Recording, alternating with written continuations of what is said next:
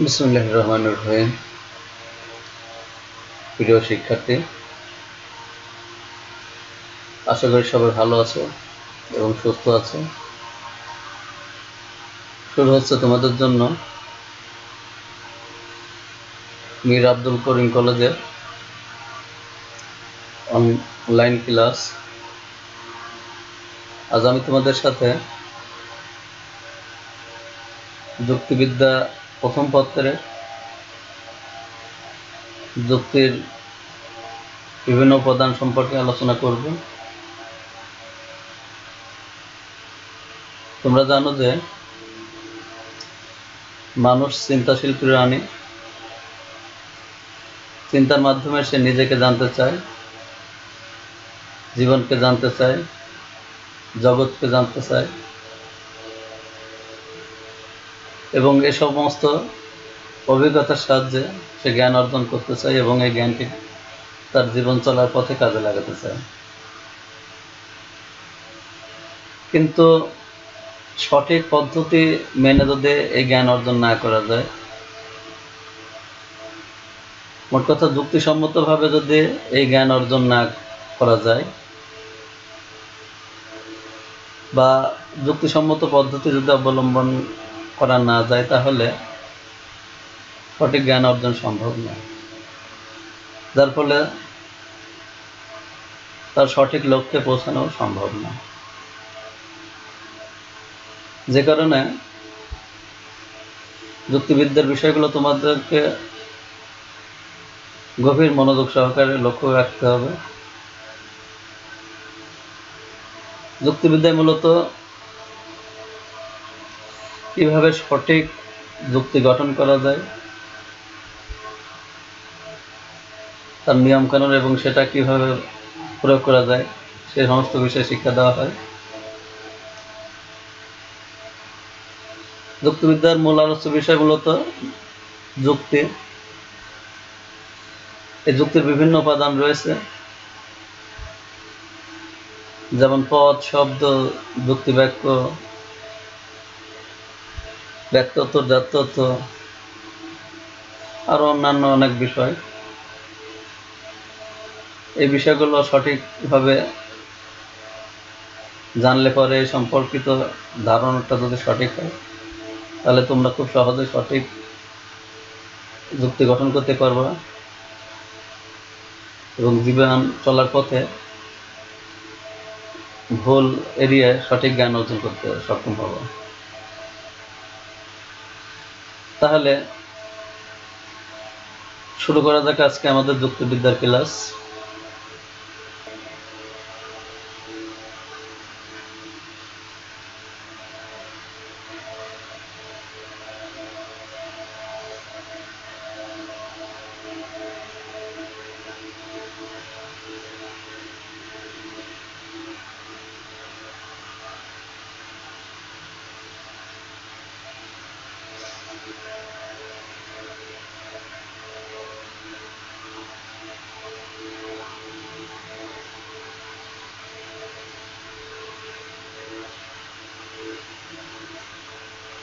তোমরা ছবিটি লক্ষ্য করো। ছবিতে আমরা দেখতে পাচ্ছি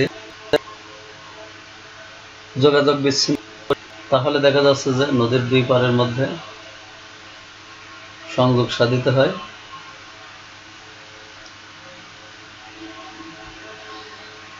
ছবির এই ধারণাটি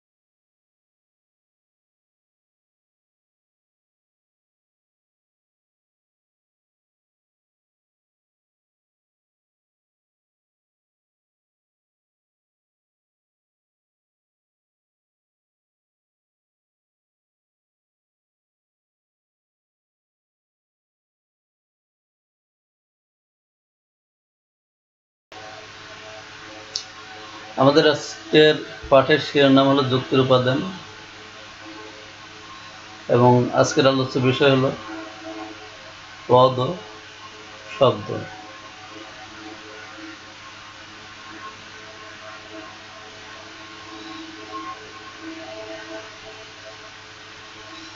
আজকের এই বিষয় থেকে তোমরা যা জানতে পারবে তা হলো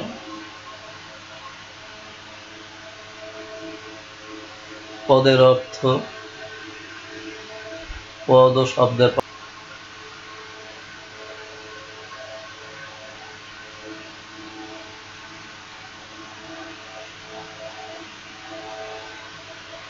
আমাদের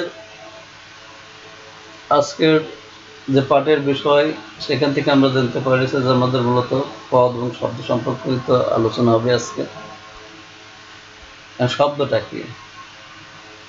শব্দ বলা হচ্ছে যে অর্থযুক্ত ধ্বনি বা ধ্বনি সমষ্টি কিংবা বর্ণ বা বর্ণ সমষ্টিকে শব্দ বলে। এখন আমি একটি শব্দ তৈরি করছি, যেমন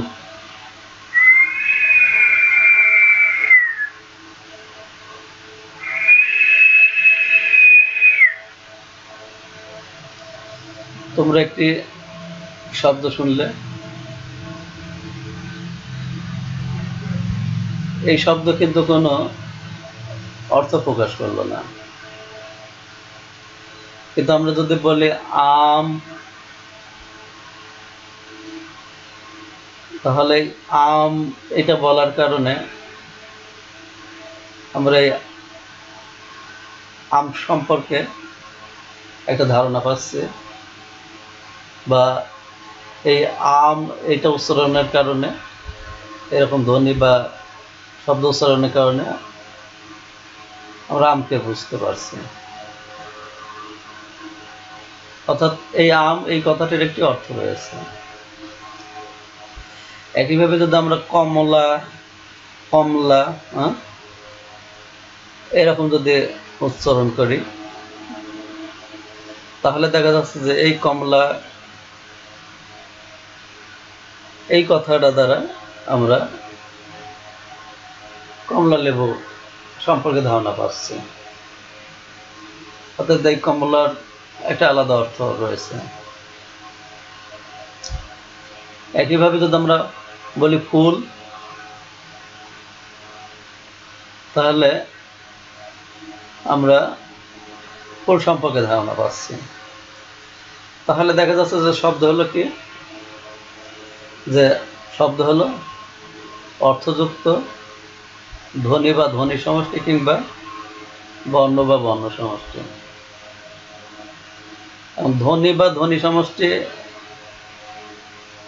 কিংবা বর্ণ বা বর্ণ সমষ্টি এভাবে বলা হচ্ছে কেন? আমরা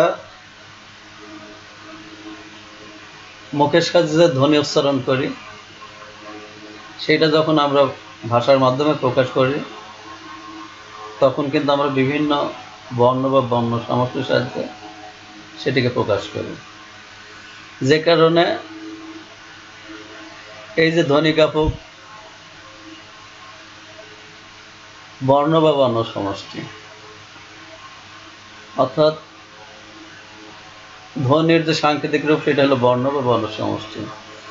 যে কারণে ধ্বনির অর্থ আছে, সেই সমস্ত ধ্বনিকে আমরা এরকম বর্ণ বা বর্ণ সমষ্টির সাহায্যে প্রকাশ করতে পারি। যখন কোনো ধ্বনি করে তখন সেটিকে আমরা শব্দ বলি।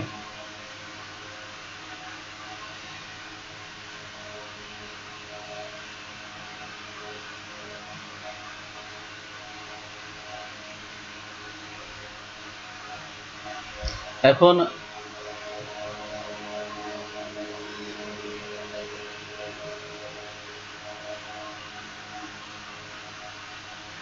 কি বলা হচ্ছে যে পদের ইংরেজি প্রতিশব্দ হলো টার্ম, যা ল্যাটিন শব্দ টার্মিনাস থেকে এসেছে, যার অর্থ প্রান্ত বা সীমা। আমরা আবার বলি যে পদের ইংরেজি প্রতিশব্দ হলো টার্ম, অর্থাৎ টার্ম মানে হলো পদ। এই টার্ম কথাটি কোথা থেকে এসছে?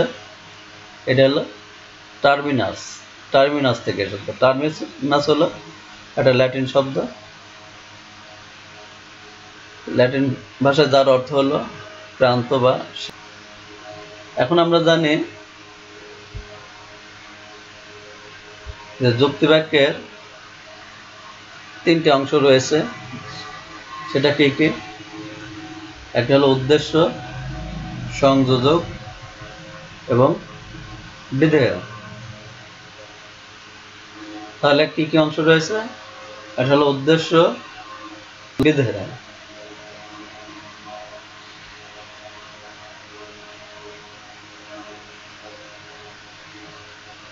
এটি একটি, তাহলে বলা হচ্ছে যে এই বাক্যে কয়টি অংশ রয়েছে? এই বাক্যের হলো তিনটি। সেই তিনটি অংশ কি কি? উদ্দেশ্য, সংযোজক আর হলো বিধেয়। তাহলে এক্ষেত্রে উদ্দেশ্য কি? উদ্দেশ্য হলো যে এই বাক্যে কোনো কিছু স্বীকার বা অস্বীকার করা হয়। যুক্তি বাক্যে যে শব্দ বা শব্দ সমষ্টি সম্পর্কে বা যার সম্পর্কে কোনো কিছু স্বীকার বা অস্বীকার করা হয়, সেটি হলো যুক্তি বাক্যের কি? উদ্দেশ্য পদ। যেমন এখানে আমরা বলছি যে মধু হয় মিষ্টি। এই মধু সম্পর্কে মিষ্টি কথাটাকে কি করা হলো? স্বীকার করা হচ্ছে। আর যদি আমরা বলতাম যে মধু নয় মিষ্টি, তাহলে কিন্তু মিষ্টি কথাটাকে, মধু সম্পর্কে অস্বীকার করা হতো। আচ্ছা, এই বাক্য হলো মধু সম্পর্কে মিষ্টি কথাটাকে স্বীকার করা হচ্ছে। তাহলে মধু সম্পর্কে যা স্বীকার করা হচ্ছে, বলা হচ্ছে যে যার সম্পর্কে কোনো কিছু স্বীকার করা হয়, এখানে মধু সম্পর্কে মিষ্টি কথাটাকে স্বীকার করা হচ্ছে, যে কারণে মধু হলো উদ্দেশ্য। আর উদ্দেশ্য সম্পর্কে যা কিছু স্বীকার বা অস্বীকার করা হয়, অর্থাৎ এই যে মধু সম্পর্কে আমরা কি করলাম? মিষ্টি কথাটাকে স্বীকার করলাম, তাহলে এই মিষ্টি হলো বিধেয়। তাহলে এই যুক্তি বাক্যের হলো এই মধু, এটি হলো উদ্দেশ্য, আর হলো মিষ্টি হলো বিধেয়। আচ্ছা, এখন দেখা যাচ্ছে যে এই মধু এইটাও কিন্তু একটি শব্দ, হয় একটি শব্দ এবং মিষ্টি একটি শব্দ। এবার আমরা আবার পদের আলোচনায় আসি।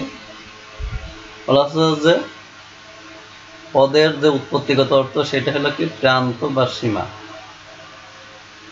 অর্থাৎ যুক্তি বাক্যের প্রান্তে যা থাকে, প্রান্তে আছে বিধেয়, আর এটা হলো সংযোজক। তাহলে যেহেতু হয় এই কথাটি হলো প্রান্তে নেই, সুতরাং এইটি হলো পদ না। তাহলে কোনটা কোনটা পদ? মধু এবং মিষ্টি। যুক্তি বাক্য হলো এই মধু এবং মিষ্টি হলো পদ। আমরা বলা হচ্ছে কি, বঙ্গবন্ধু হন বাংলাদেশের স্থপতি। এটা একটি যুক্তি বাক্য। কারণ কি? এখানেও তিনটি অংশ রয়েছে। কি কি? উদ্দেশ্য, সংযোজক এবং বিধেয়। উদ্দেশ্য, এই সংযোজক বাংলাদেশের প্রতি। যেহেতু এই বাক্যে তিনটি অংশ রয়েছে এরূপ, সেজন্য এটা একটি যুক্তি বাক্য। এবং আমরা এখানে খেয়াল করি যে বঙ্গবন্ধু এটা একটি শব্দ। তাহলে একটি শব্দ, এই একটা শব্দ মিললে হলো একটা উদ্দেশ্য। আর এখানে কি? বাংলাদেশের স্থপতি।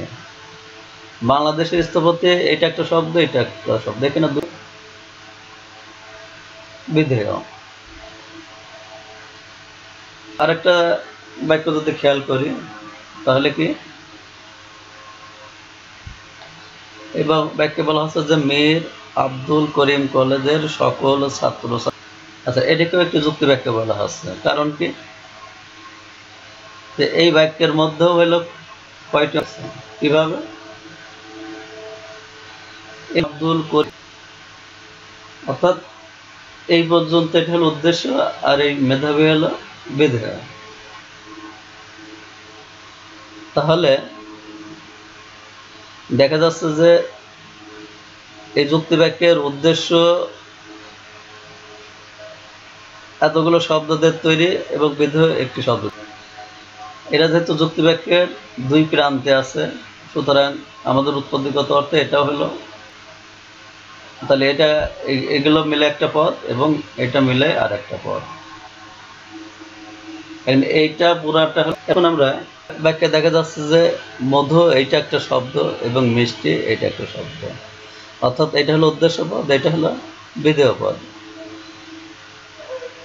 তাহলে এখানে একটা শব্দ মিলে উদ্দেশ্য পদ হয়েছে এবং একটা শব্দ মিলে বিধেয় পদ তৈরি হয়েছে। এই বাক্যে বঙ্গবন্ধু একটা শব্দ এবং বাংলাদেশ স্থাপত্য, এখানে দুইটা শব্দ, অর্থাৎ এখানে একটা শব্দ মিলে উদ্দেশ্য পদ হয়েছে এবং এই দুইটা শব্দ মিলে বিধেয় পদ তৈরি হয়েছে। এবং এই বাক্যে কি হচ্ছে, এই বাক্যে দেখা যাচ্ছে যে মীর আব্দুল করিম উদ্দেশ্য পদ তৈরি হয়েছে, আর এখানে মেধাবী এটা একটি মিলে বিধেয় পদ তৈরি হয়েছে। তাহলে দেখা যাচ্ছে যে একটা যুক্তি বাক্যে অনেকগুলো শব্দ মিলে একটা পদ তৈরি হতে পারে, আবার একটি শব্দ মিলে একটি পদ তৈরি হতে পারে।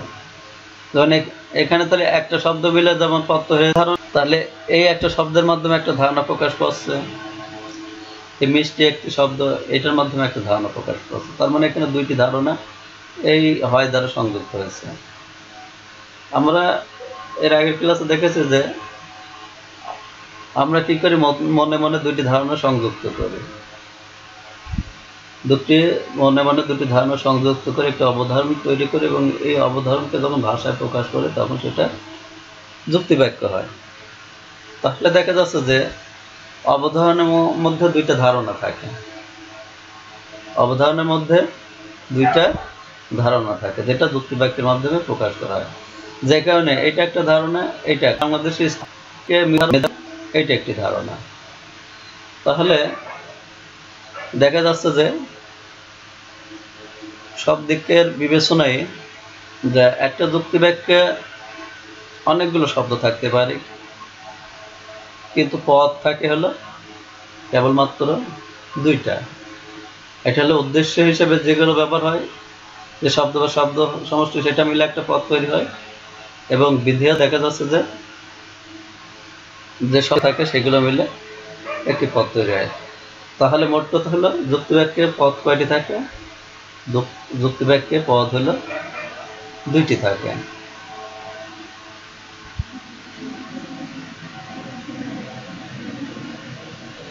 তাহলে এসব আলোচনা থেকে আমরা পদের সংজ্ঞা দিতে পারি।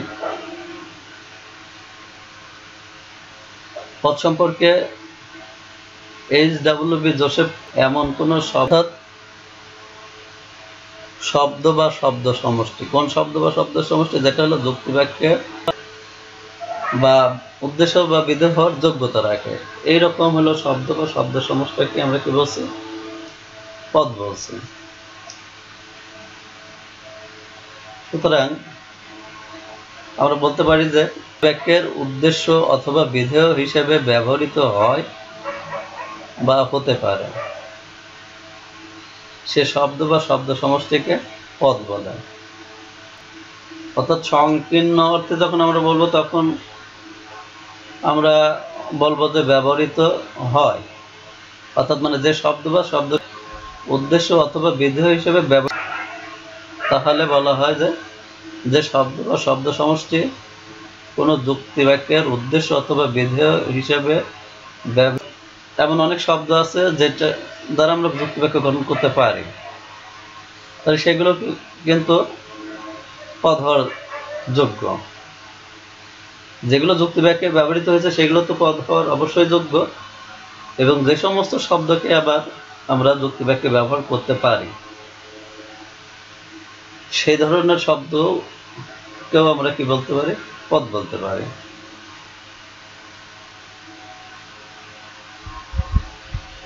এখন দেখা যাচ্ছে যে আমরা দেখলাম যে বিভিন্ন শব্দের মাধ্যমে পদ তৈরি হচ্ছে এবং পদ ও সংযোগের মাধ্যমে যুক্ত বাক্য তৈরি হচ্ছে। এখন প্রশ্ন হলো যে সব ধরনের শব্দই পদ হওয়ার উপযুক্ত কিনা। সব ধরনের শব্দই পদ হওয়ার উপযুক্ত কিনা এই বিষয়টি বুঝতে হলে আমাদেরকে শ্রেণীবিভাগ সম্পর্কে ধারণা পেতে হবে। কি বলা হচ্ছে যে পদ হওয়ার যোগ্যতা অনুসারে শব্দকে আমরা আর একটা পদ নিরপেক্ষ শব্দ।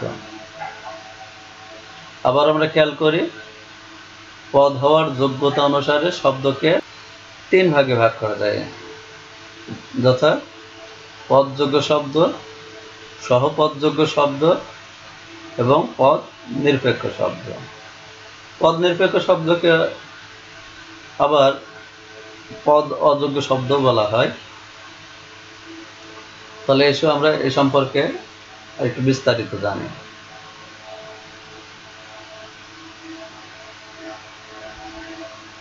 কি বলা হচ্ছে যে পদযোগ্য শব্দ হলো কোনগুলো? যে শব্দ বা শব্দ সমষ্টি অন্য কোনো শব্দের সাহায্য ছাড়াই বিধেয় হিসেবে ব্যবহৃত হতে পারে তাকে পদযোগ্য শব্দ বলে। যেমন আমরা যদি বলি সকল ফুল হয় সুন্দর, তাহলে সকল ফুল হয় সুন্দর এটা একটি যুক্তি বাক্য। এখানে ফুল একটি পদযোগ্য শব্দ, আবার সুন্দর একটি পদযোগ্য শব্দ। কারণ কি যে এরা অন্য কোনো শব্দের সাহায্য ছাড়াই যুক্তি বাক্যের উদ্দেশ্য এবং বিধেয় হিসাবে ব্যবহৃত হয়েছে। আবার আমরা এই বাক্যটি খেয়াল করি, এখানে কি বলা হচ্ছে কলমটি নয় লাল। এখানে কলম পদযোগ্য শব্দ এবং লালও পদযোগ্য শব্দ, কেননা এটা স্বাধীনভাবেই যুক্তি বাক্যের উদ্দেশ্য বা বিবৃত উদ্দেশ্য এবং বিধেয় হিসাবে ব্যবহৃত হওয়ার যোগ্যতা রাখে। সুতরাং যেসব শব্দ বা শব্দ সমষ্টি কোনো শব্দের সাহায্য ছাড়াই সরাসরি যুক্তি বাক্যের উদ্দেশ্য ও বিধেয় হিসেবে ব্যবহৃত হতে পারে তাকে আমরা কি বলছি? পদযোগ্য শব্দ বলছি।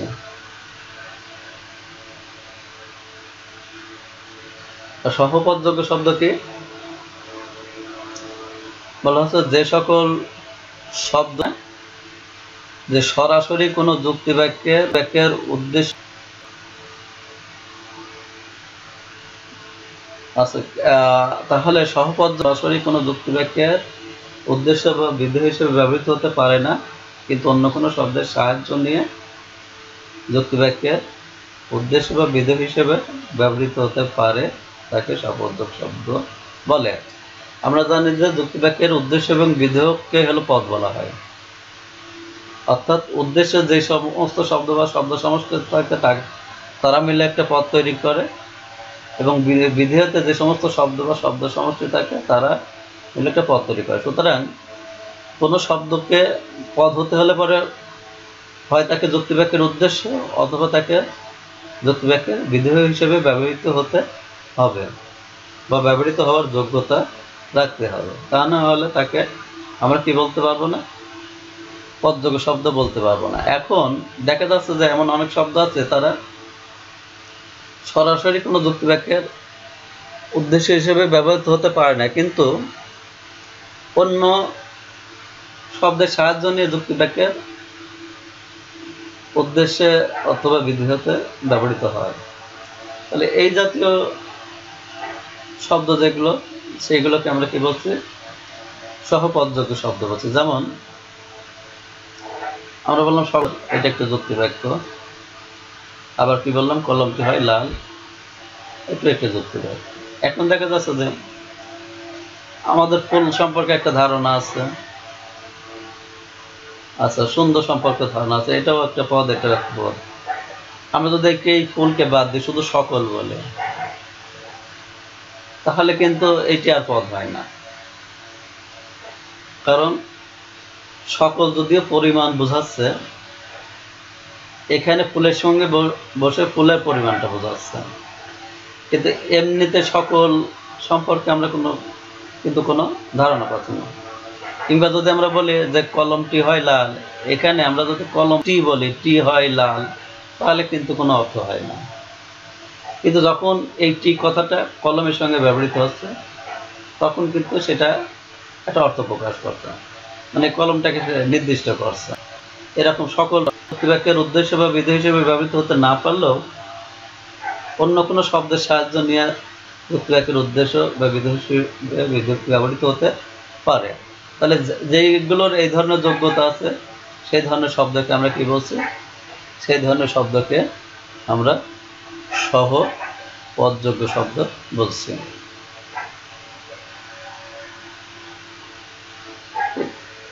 এটা আমরা বলি কিছু নয় পরিশ্রম, তাহলে কিন্তু কোনো অর্থ হয় না। কিন্তু যখন আমরা বলছি কিছু মানুষ নয় পরিশ্রমে, তখন কিন্তু কিছু মানুষ সম্পর্কে একটা আমরা ধারণা পাচ্ছি।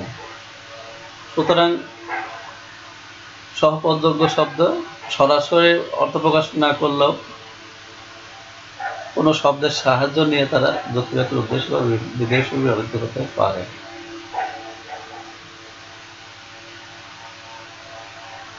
এখন আমরা পদ নিরপেক্ষ শব্দ নিয়ে আলোচনা করি। কি বলা হচ্ছে যে কিংবা অন্য কোনো শব্দের সাহায্য নিয়েও যুক্তিবাক্যের উদ্দেশ্য বা বিধেয় হিসেবে ব্যবহৃত, তাকে কি বলা হচ্ছে? তাকে পদ নিরপেক্ষ বা পদ। তাহলে কথাটা কি দাঁড়ালো? যে এমন অনেক শব্দ আছে যেগুলো একা একা বা সরাসরি কোনো যুক্তিবাক্যের উদ্দেশ্য হতে পারে না, কিংবা বিধেয় হতে পারে না। অর্থাৎ উদ্দেশ্য বসেও কোনো ধারণা প্রকাশ করে না, কিংবা বিধেয়তে বসেও কোনো ধারণা প্রকাশ করে না। তাহলে তারা তো সরাসরি পারছে না, আবার কি হচ্ছে না, যে অন্য সাহায্য নিয়েও পারে না। তার মানে এইসব শব্দ যে অন্য কোনো শব্দের সাথে বসে যুক্তিবাক্যের উদ্দেশ্য বা বিধেয় হিসেবে একটা পদ তৈরি করবে, সেই যোগ্যতাও কিন্তু তাদের নেই। তাহলে যে সমস্ত শব্দের এই ধরনের যোগ্যতা নেই, সেই সব শব্দকে কি বলা হচ্ছে? সেই সব শব্দকে পদ নিরপেক্ষ শব্দ বলা হচ্ছে। যেমন আমরা যদি বলি আহা, মরি মরি, হায় হায়, খুব, মানে ইত্যাদি আর কি। আমরা যখন বলি আহা বা মরি মরি, হায় হায় আমার কি হলো, লাহা কি সুন্দর দৃশ্যটি। তাহলে এইরকম যদি শব্দ কোনো শব্দের সঙ্গে বসে যুক্তিবাক্য তৈরি করতে চায়, তাহলে কিন্তু তা সম্ভব না। মানে এরা নিজেরাও যেমন পারে না একা একা কোনো যুক্তিবাক্যের উদ্দেশ্য অথবা বিধেয় হিসেবে ব্যবহৃত হতে পারে না, কিংবা অন্য শব্দের সাহায্য নিয়ে যে যুক্তিবাক্যের উদ্দেশ্য বা বিধেয় হিসেবে ব্যবহৃত হতে হবে, সে ধরনের যোগ্যতাও কিন্তু এদের নেই। যে কারণে এই জাতীয় শব্দগুলো মানে কখনোই পদ হিসাবে গণ্য হবে না। তাহলে দেখা যাচ্ছে তিন ধরনের শব্দ পাচ্ছি। একটি হলো কি পদযোগ্য শব্দ, তারপরে সহপদযোগ্য শব্দ এবং পদ নিরপেক্ষ শব্দ। পদযোগ্য শব্দ কোনগুলো? যে শব্দগুলো সরাসরি যুক্তিবাক্যের উদ্দেশ্য বা বিধেয় হিসেবে ব্যবহৃত হতে পারে, যেমন আমরা বললাম বই, কলম, সুন্দর, ফুল, এই জাতীয় শব্দগুলো হলো সরাসরি কোনো যুক্তিবাক্যের উদ্দেশ্য বা বিধেয় হিসেবে ব্যবহৃত হতে পারে, যার ফলে এদেরকে পদযোগ্য শব্দ বলা আছে। আবার আমরা বললাম যে কলমটি হয় লাল, অর্থাৎ কলমটি, এই যে টির আলাদা কোনো শব্দ নেই, কিন্তু সে কলমের সঙ্গে বসে দেখা যাচ্ছে যে একটা ধারণা প্রকাশ করছে, যার ফলে এটাকেও আমরা পদ হিসাবে ব্যবহৃত হওয়ার যোগ্য মনে করছি, কিন্তু সেটি সরাসরি কোনো পদ নয়, বা সরাসরি পদ হিসেবে ব্যবহৃত হতে পারে না, এটি অন্যের সাহায্য নিয়ে পদ হিসেবে গণ্য হতে পারে। আরেক ধরনের শব্দ আছে যেগুলো নিজেরা সরাসরি যুক্তিবাক্যের উদ্দেশ্য বা বিদেশ হিসেবে ব্যবহৃত শব্দের সাহায্য নিয়েও তারা এই যোগ্যতা অর্জন করে না।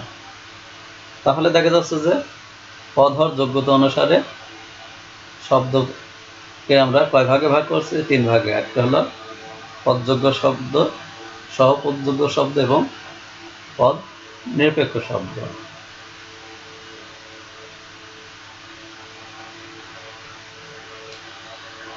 এতক্ষণ আমরা যে সমস্ত আলোচনা করলাম সেসব আলোচনার আলোকে আমরা পদ ও শব্দের পার্থক্য নির্ণয় করার চেষ্টা করি।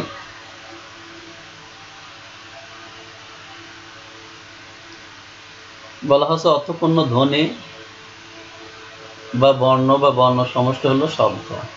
কি বলা হলো?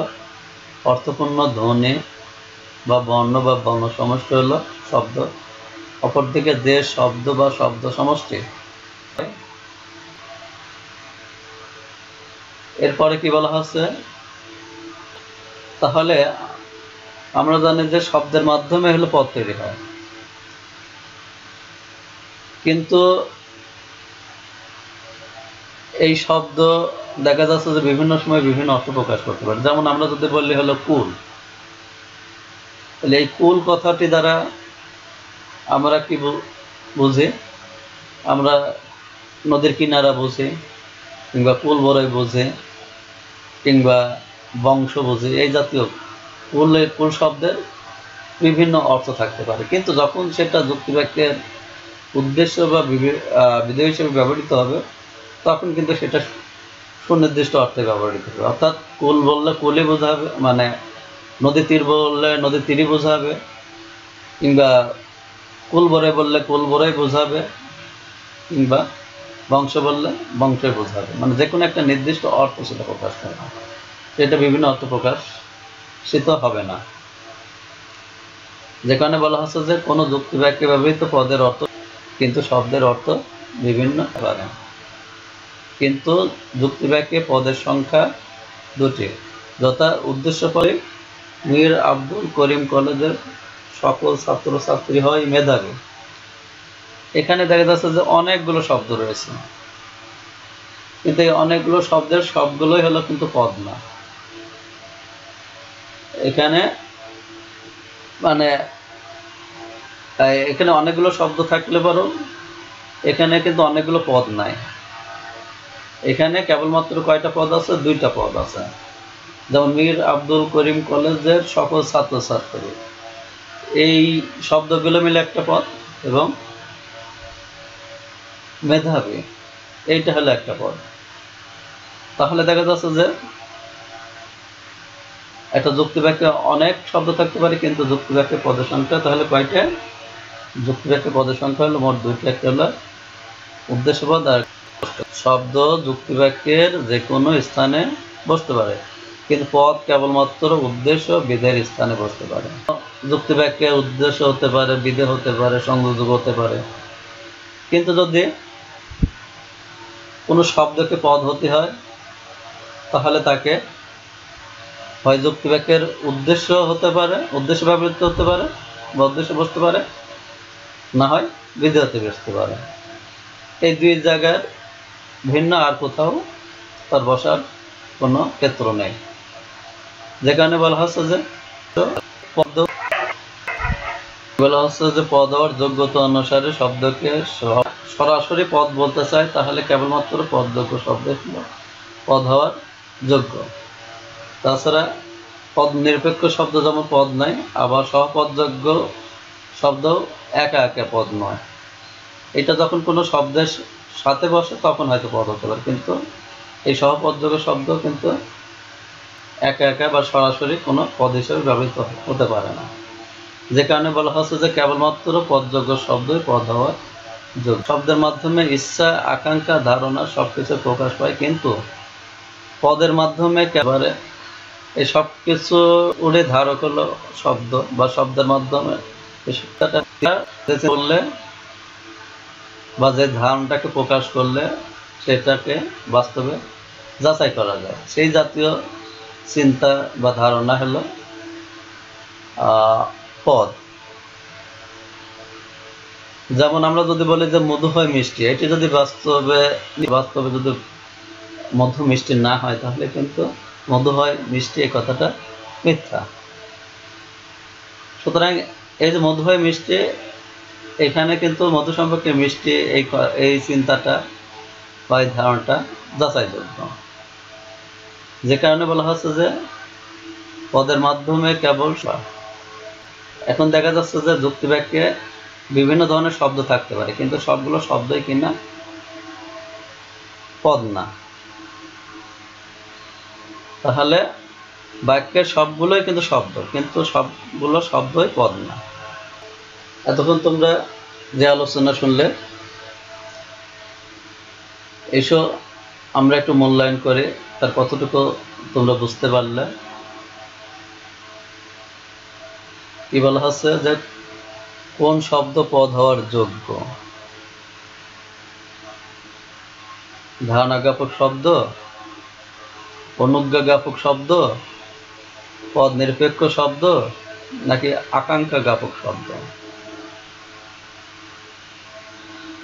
একটু চিন্তা ভাবনা করো। এখানে নিচের এই চারটার মধ্যে কোনটা হলো পদ হওয়ার যোগ্য?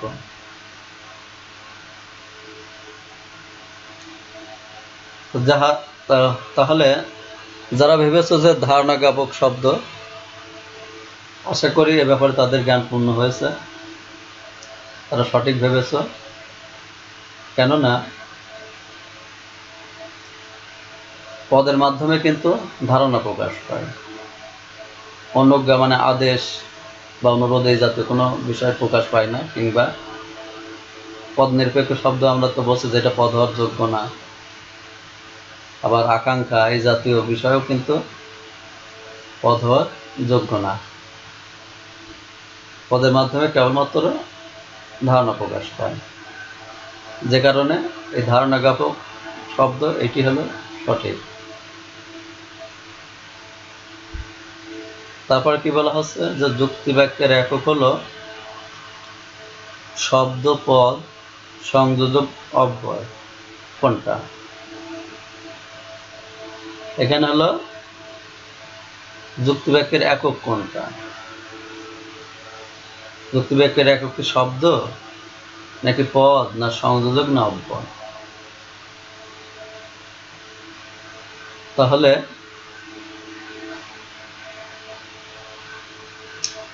যুক্তি বাক্যের একক হলো পদ।